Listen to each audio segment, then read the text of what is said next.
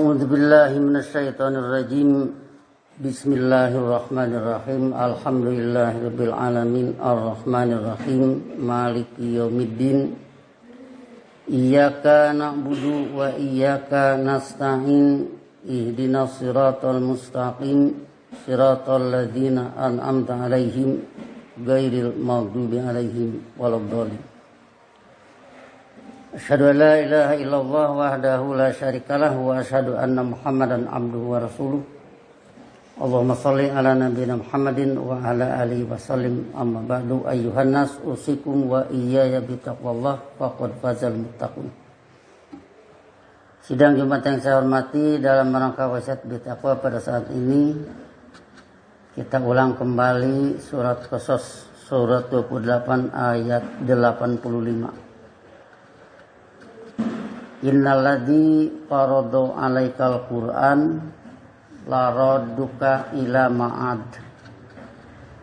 Qul rabbi a'lamu man jaa'a bil huda wa man huwa fi dhalalim mubin. Innalladzi farada 'alaikal Qur'an, sesungguhnya yang mewajibkan Quran kepada Anda. Alladzi farada 'alaikal Qur'an itu Allah. Sebab yang mewajibkan Quran kepada Anda untuk menjadi pedoman hidup adalah Allah.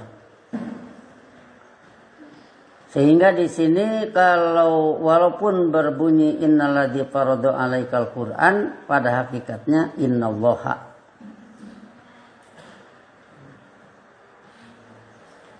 Keterangannya la radduka ila ma'adin. La radduka, la-nya kata penegas. Raddun kata pelaku dari radda yaruddu raddan yang berarti mengembalikan. Jadi innalladzi farada 'alaikal Qur'an, sesungguhnya yang mewajibkan Quran kepada Anda sama dengan innallaha, sesungguhnya Allah. La radduka adalah benar-benar yang mengembalikan Anda ila ma'adin, ke suatu perulangan.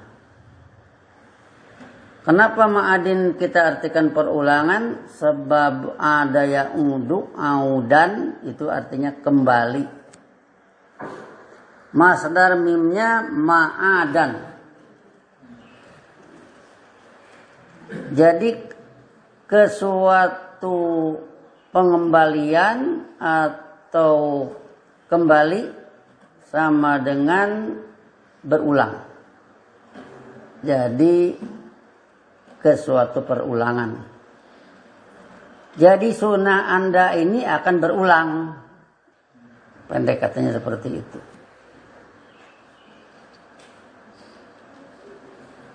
Qul rabbi a'lamu man jaa'a bil huda, tegaskan oleh Anda, pembimbingku adalah pembina kehidupan ilmiah perihal siapa yang mendatangkan pedoman. Wa man huwa fi dhalalim mubin, dan siapa yang ada dalam kesesatan zulumat yang nyata. Jadi kalau a'lamu itu adalah isim tabdil yang arti katanya lebih berilmu. Allah lebih berilmu perihal man jaa'a bil huda. Kemudian Allah mengajarkan ilmu kepada manusia. Ar-Rahman 'allamal Qur'an, 'allamahul bayan. Kemudian Allah juga alamal insana malam ya'lam, dia mengajari manusia apa yang dia manusia tidak mengetahui secara ilmiah. Jadi berarti kalau Allah lebih berilmu, ilmunya diajarkan kepada manusia, maka manusia jadi berilmu kalau mau studi. Jadi berarti manusia yang mengenal, yang mempelajari ilmu Allah juga akan tahu perihal man jaa'a bil huda, dan akan tahu perihal man huwa fi dhalalim mubin. Inilah nanti yang bakal berwujud pada surat Hujurat. Ya ayuhan nasu inna khalaqnakum min dzakari wa untha wa ja'alnakum syu'uba wa qabaila lita'arafu. Wahai manusia, sungguhnya kami telah menjadikan kalian terdiri dari laki-laki dan perempuan, serta menjadikan kalian berbangsa-bangsa dan berkabilah-kabilah. Lita'arofu, guna kalian saling mengenal. Mengenal apa? Mengenal kualitas.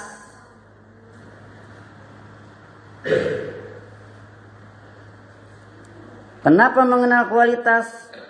Ya, kalau orang yang studi ilmu akan mengenal kualitas sebab dia mempelajari ilmu dari Allah, di mana Allah lebih berilmu. Perihal man ja'a bil huda wa man huwa fi dhalalim mubin. Dalam kaitan apa ini mengenal kualitas ini? Sebab inna akramakum indallahi atqakum. Sesungguhnya yang paling mulia di antara kalian adalah yang paling bertakwa, yang paling patuh secara ilmiah dengan ajaran Allah menurut sunnah Rasulnya. Jadi dengan mengenal ini maka kalian tidak akan salah tunjuk. Tidak akan salah kalau ada satu keperluan. Tidak akan terjadi nanti orang bertanya tentang Al-Quran kepada yang tidak tahu. Dengan mengenal ini. Antara lain. Nah, jadi dengan demikian maka itulah Rabbi a'lamu man ja'a bil huda wa man huwa fi dhalalim mubin. Kemudian tentang la radduka ila ma'adin, kalau kita nanti berbicara sunnah para rasul, maka sunnah para rasul itu yang pertama adalah Nabi Adam alaihissalam, yang terakhir Nabi Muhammad Sallallahu Alaihi Wasallam. Nah, dengan kata-kata la radduka ila ma'adin, maka nyambung nanti dengan komentar Nabi Muhammad, khairul qurun qarni wa qarnun min ba'di. Seindah-indah kurun adalah kurunku dan satu kurun setelahku. Dari sini maka kalau kita membaca Ihdinas siratal mustaqim siratal ladina an'amta alaihim, dengan tanda patah pada siratal ladina an'amta alaihim, maka siratal ladina an'amta alaihim itu adalah siratal mustaqim. Teori bahasanya badal. Dengan disebut siratal ladina an'amta alaihim, siratun artinya jalan. Jalan siapa? Jalan mereka, jalan kehidupan mereka yang telah Anda beri kemantapan ilmiah.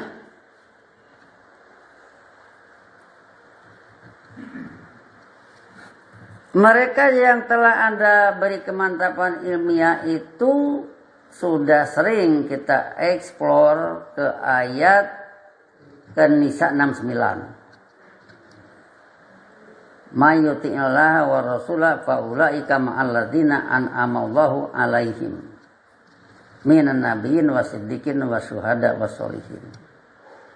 Jadi alladzina an'amta 'alaihim ini sudah dijelaskan oleh surat Nisa adalah mereka yang telah Allah beri kemantapan ilmiah, yang terdiri dari para nabi, wasidikin orang-orang yang jujur ilmiah, wasuhada para pembela kehidupan agung, wasolihin para pelaku tepat. Wa hasuna ulaika rafiqo. Mereka itu indah. Diukur dari teman hidup. Jadi kalau kalian mau cari teman hidup, pilihlah para nabi, pilihlah orang yang jujur ilmiah, pilihlah para pembela kehidupan agung, pilihlah para pelaku tepat. Bagaimana cara mendekatinya? Kita sering mengatakan apakah kita dengan nabi itu dekat apa jauh? Kita bilang dekat, sebab dalam tahiyat ada bunyi kalimat assalamu alaika ayyuhan nabiyyu.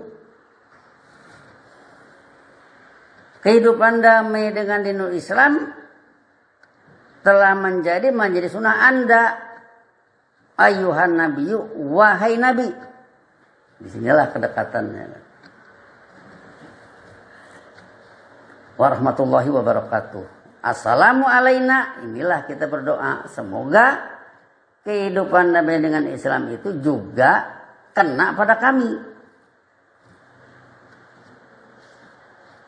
Artinya bahwa kalau orang mau dekat dengan Nabi Muhammad, ya baca Quran saja. Di sana ada perilaku-perilakunya. Kalau mau dekat dengan Nabi Ibrahim, ya baca Quran aja. Perilakunya ada di sana. Oh, saya maunya berteman dengan setan, baca Quran juga ada di sana. Antara lain apa? Iya idul zalimuna ba'dhum ba'dun illa gurura. Tidaklah para pelaku dulumat menjanjikan sebagian mereka kepada bagian yang lain kecuali tipu daya belaka. Itu aja tiru kalau mau berkawan dengan setan. Nah, jadi artinya di sini bagaimanapun orang itu menanggapi ilmu, ada yang langsung, ada yang juga belajar dari yang lain. Misalkan tentang kehidupan ba'dukum li ba'din adu. Sampai ada rumusan. Life is survival of the fittest. Kehidupan ini adalah kemenangan dari yang paling kuat. Itu rumusan. Dipeganglah rumusan. Maka dari itu harus menjadi paling kuat. Kuat dalam bidang ilmu, kuat dalam bidang harta benda. Akan menjadi pemenang. Nah, kalau ini permukaannya permukaan nur, para rasul juga memang paling kuat. Para rasulullah yang menguasai ilmu. Sampai dengan bisa yukimuna sholat. Karena mereka menguasai ilmu. Sebab sholat di sini sholat yang khusyuk. Kemudian kalau mereka juga kuat di bidang pendanaan. Sebab setelah itu ada kalimat. Wa mimma rozaqnahum yunfikun. Mereka itu adalah kelompok manusia yang siap mengeluarkan anggaran dari apa yang kami telah karuniakan kepada mereka. Mereka sadar semua dari Allah, maka mereka pun sadar ini sebagian harus dikembalikan menjadi pendanaan kehidupan hasanah. Tetapi nanti kalau yang mengambil permukaan gelap, dia juga kuat di bidang ilmu. Dia cari ke sana kemari. Termasuk juga baca Quran. Tapi mungkin agak dirahasiakan. Seperti kita pernah mendengar dari cerita almarhum B.J. Habibie ketika di Jerman. Bagaimana ini orang Yahudi ini. Pandai sekali tidak pernah dikalahkan. Ujungnya dia beliau sampai ke asrama mereka, datang ke sana ternyata baca Quran sambil sembunyi-sembunyi, ditanya, kenapa kamu baca itu? Kan itu kan kitab saya. Nah ternyata mereka mempelajarinya. Ya kalau mereka mempelajari kemudian ada kalimat walan tardo'an kal yahud walan nasoro hatta tattabi'a millatahum, berarti mereka itu tidak mengambil pantulan terang tetapi mengambil pantulan gelap. Tapi bagaimanapun mereka jagoan dalam bidang ilmu. Nah, dengan demikian itulah nanti berbagai rumusan-rumusan yang boleh dikatakan dikuasai oleh pihak-pihak yang dikatakan dalam ayat Quran jelas-jelas walan tardo'an kal yahud. Kaknya Nabi Muhammad, orang tidak rela kepada Nabi Muhammad berarti tidak rela kepada kebenaran. Itu aja, nggak usah jauh-jauh. Nah, jadi dalam hal ini kira-kira perbandingannya, kalau nanti penjahat lebih hebat ilmunya banding yang ngejar penjahat, maka yang kecele yang ngejar. Penjahat ini nggak akan bisa dipegang, sebab penjahat lebih pandai dari yang ngejar. Maka dari itu tetap siapapun yang ingin menjadi pemenang, dia kuasai ilmu. Setelah kuasai ilmu, kuasai pendanaan. Nah, dengan demikian maka kita mendapatkan misalkan kita mengenal Siti Khadijah ya. Terkenal itu kan. Orang kaya itu. Kemudian begitu Nabi Muhammad berdakwah, ternyata istri beliau yang menyambut lebih dulu. Kemudian disambut oleh Abu Bakar. Abu Bakar yang pernah mengatakan, bilangin ke Utsman, siapa? Umar pernah mengatakan ke Utsman, dulu ketika belum beriman, ayo bandingkan antara kafilahnya Abu Bakar dan kafilah kamu, mana yang lebih panjang. Nah, jadi berarti di sini Abu Bakar juga bukan orang sembarangan, orang kaya. Utsman juga demikian. Sehingga dengan demikian, wa mimma razaqnahum yunfikun itu diantaranya dari sana. Maka dengan demikian itulah antara lain yang perlu kita pahami, bahwa la radduka ila ma'ad ini satu penguasaan ilmu, yang kedua juga di sana ditopang oleh pendanaan yang luar biasa dari pihak dalam itu sendiri, dari insider, bukan dari outsider. Pihak dalam bukan dari pihak luar. Mereka tidak mengandalkan kepada yang tidak di golongan mereka, tapi benar-benar hanya di golongan mereka sendiri. Dengan demikian maka terjadilah kurun pertama ini sudah. Kemudian kalau orang yang hidup sekarang berucap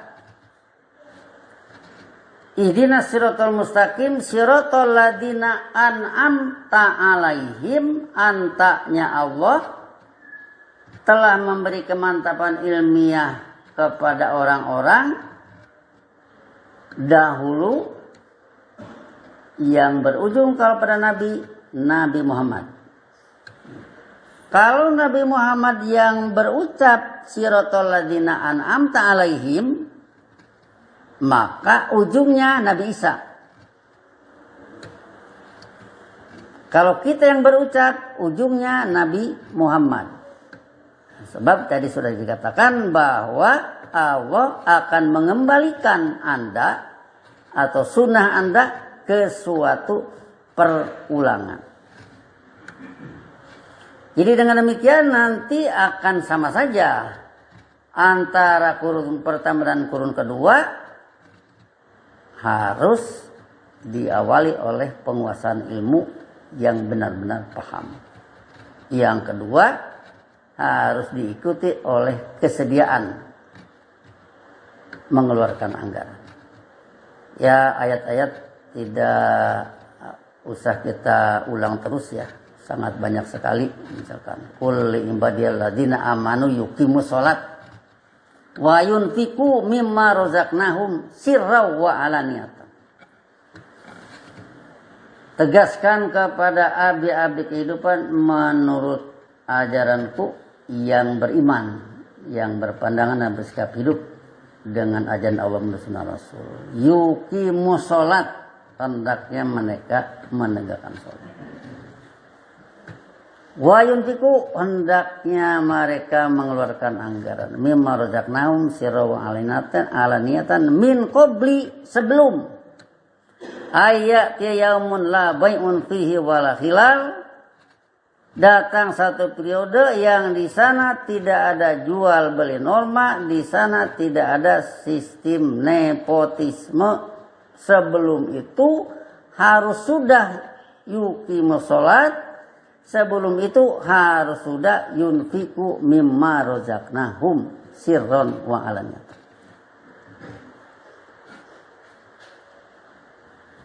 Jadi kalau kita ada di antara orang yang seperti itu, seperti diserukan pada surat Ibrahim itu, maka tidak boleh tidak. Kita pun harus yuqimus shalat.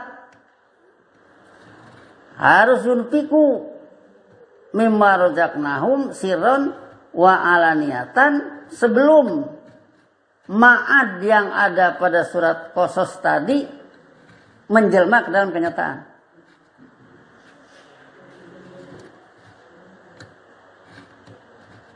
Jadi dari eksplorasi ayat ini sudah tidak usah nanti banyak alasan lagi. Misalkan, oh saya belum sholat karena belum hafal Quran. Ya sampai kapanpun juga tidak akan sholat. Misalnya Quran kan dihafal terus saja masih terus kurang, apalagi ogah-ogahan seperti itu.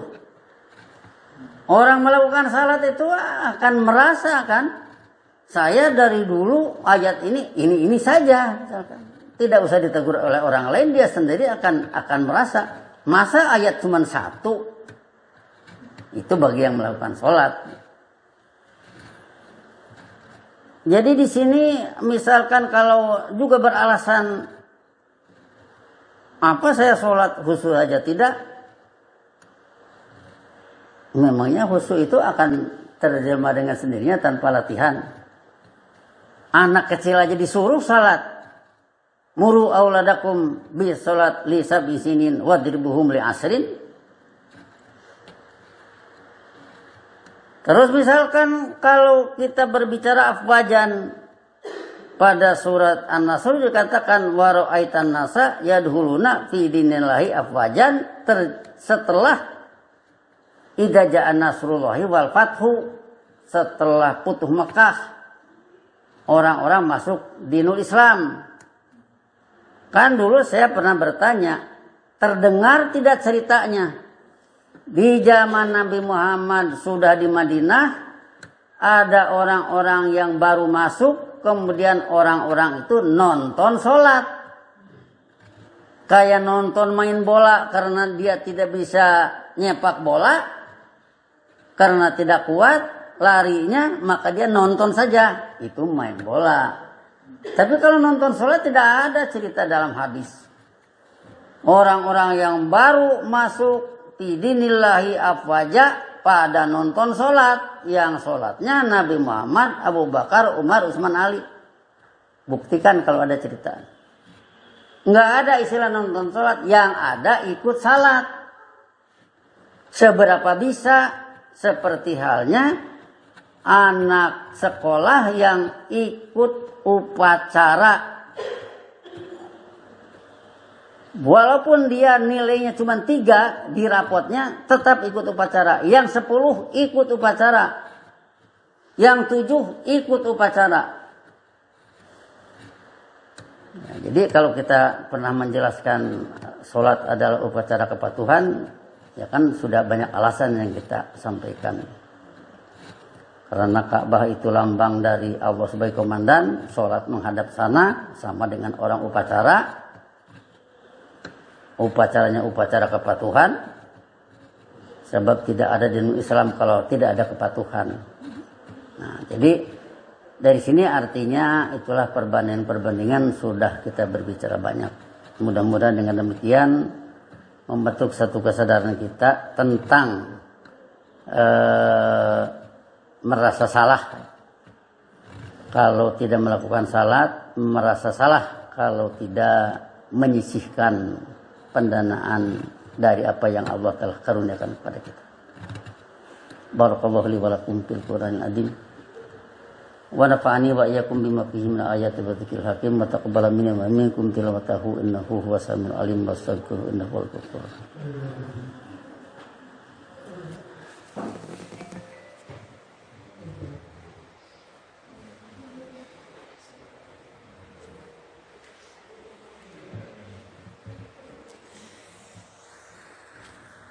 Alhamdulillahilladzi wa'ada alladziina aamanu wa 'amilus shalihati minhum maghfiratan wa ajran 'azima. Asyhadu an la ilaha illallah wahdahu la syarikalah wa asyhadu anna Muhammadan abduhu wa rasuluh. Allahumma shalli ala nabiyyina Muhammadin wa ala alihi wasallim. Amma ba'du, ayyuhan nas usikum wa iyaya bi taqwallah faqad fazal muttaqun. Sidang Jumat yang saya hormati, kalau pada Idul Adha kemarin pernah dinyatakan kita gembira. Apa kegembiraan kita? Sebab masjid di mana-mana banyak, pada bagus-bagus, yang sholatnya berjubel juga berarti banyak. Kemudian kalau orang sholat pasti di sana ada ini wajah wajhiyah lillazi fatar samawati wal ardo, pasti di sana ada la syarika lahu wa bidzalika umirtu, pasti di sana ada ihdinas siratal mustaqim, pasti di sana ada siratal ladzina an'amta alaihim. Berarti yang meminta kehidupan para rasul kembali menjelma pada dirinya demikian banyak. Disitulah kegembiraan kita. Kemudian kegembiraan ini juga satu saat bisa terhenti sejenak. Apa? Begitu kita misalkan mendengar atau mengetahui ada orang yang tidak paham, begitu amin ditanya tadi minta apa? Nggak tahu katanya apa yang diminta. Bisa jadi ada yang seperti itu. Oh, kalau begitu, ketika dia menyatakan ihdinas siratal mustaqim, dia tidak minta pedoman dari Allah untuk mencapai tatanan hidup yang tangguh tiada tanding. Ketika dia berucap siratal ladzina an'amta alaihim, dia tidak merasa meminta sunnah Nabi Muhammad muncul lagi. Dia tidak merasa meminta sunnah Nabi Isa muncul lagi, tidak pernah meminta sunnah Nabi Ibrahim muncul lagi. Kenapa kok para nabi disebut semua? Ya, mukmin yang sudah dididik kan menyatakan la nufarriqu baina ahadim mir rusulihi. Rasul dan mukminun menyatakan kami tidak bersikap membeda-bedakan di antara satupun dari rasul-rasulnya. Semua tergolong kepada alladzina an'amta alaihim. Bahkan sahabat-sahabat Rasul Muhammadur Rasulullah walladzina ma'ahu tergolong kepada alladzina an'amta alaihim. Jangan-jangan orang yang baca itu tidak ngerti. Disinilah maka kegembiraan kita sejenak terhenti. Tadi sudah gembira, tapi begitu tahu ada yang tidak paham, berarti kegembiraan terhenti sejenak. Setelah kegembiraan terhenti sejenak, bagaimana? Oh, kalau begitu, ini jangan tinggal diam. Segera didik. Segera beritahu. Segera latih. Bahwa an'amta itu antanya Allah. Kalau sudah pakai domir, Allah bisa menggunakan 4. 1 bisa jadi huwa, 2 bisa jadi anta, 3 bisa jadi ana, 4 bisa jadi nahnu. Itu segera beritahu. Jadi bisa ama alaihim, huwa kalau huwa subjeknya. Bisa amta alaihim kalau anta subjeknya. Bisa amtu alaihim kalau ana subjeknya. Bisa amna alaihim kalau nahnu subjeknya. Kalau pakai non KPN yang bukan domir, bisa amawahu alaihim seperti pada surat Nisa 69 tadi, atau pada surat Maryam 58 itu langsung amawahu alaihim. Tidak mungkin keliru kan? Nah, itu segera sampaikan, segera latih. Oh susah katanya, suruh ngomong aja lah. An'ama alaihim diganti anta, an'amta alaihim. Tidak bisa, suruh nirukan. Kalau an'amtu alaihim tidak bisa, suruh nirukan. Kalau nahnu an'amna alaihim, kalau tidak bisa, suruh nirukan. Masa beliau aja bisa niru, ini manusia tidak bisa niru. Ya, kalau beliau mungkin nirunya tidak ngerti, kalau manusia harus sambil mengerti. Itulah jadi supaya kegembiraan kita tidak terhenti, maka segera benahi pendidikan. Pendidikan keluarga, pendidikan lingkungan. Kita sudah berbicara tadi sebelum Jumat tentang kegiatan pemuda di sini. Itu positif. Ke arah pembinaan lingkungan dilihat dari imatatul ada anit torik. Cabang iman yang terendah itu imatatul ada anit torik, yang bisa diterjemah membuang duri dari jalan. Saya perlu jelaskan bahwa ada itu bukan duri. Ada itu sesuatu yang menyakiti. Sesuatu yang membuat berabe. Jadi kalau di sana terjadi mobil slip, kepater, itu berabe, itu ada. Hilangkan dengan diberi batu. Misalkan seperti itu. Nah, jadi ini adalah cabang iman. Maka dari itu ini semua harus berjalan sebaik-baiknya. Pendidikan harus jalan, lingkungan juga harus rapi, harus indah, harus bersih. Kemudian lisan anak-anak di usia golden age dibikin berkicau dengan bahasa Quran. Supaya jangan kayak kita. Ini mudah-mudahan disadari oleh semua. Kita bina generasi muda, kita ajari juga yang tua, kemudian anak-anak di masing-masing lingkungan dewasakan oleh orang yang mengerti di lingkungan tersebut. Allahumma sholli ala nabiyina Muhammad wa alihi wasallim. Rabbana la tuzigh qulubana ba'da idh hadaitana wa hab lana min ladunka rahmatan innaka antal wahhab. Rabbana hab lana min azwajina wa dhurriyyatina qurrata a'yun waj'alna lil muttaqina imama. Rabbana innana sami'na munadiyan yunadi lil iman an aminu bi rabbikum fa amanna. Rabbana faghfir lana dzunubana wa kaffir anna sayyi'atina wa tawaffana ma'al abrar. Allahumma inna ala dzikrika wa syukrika wa husni ibadatika.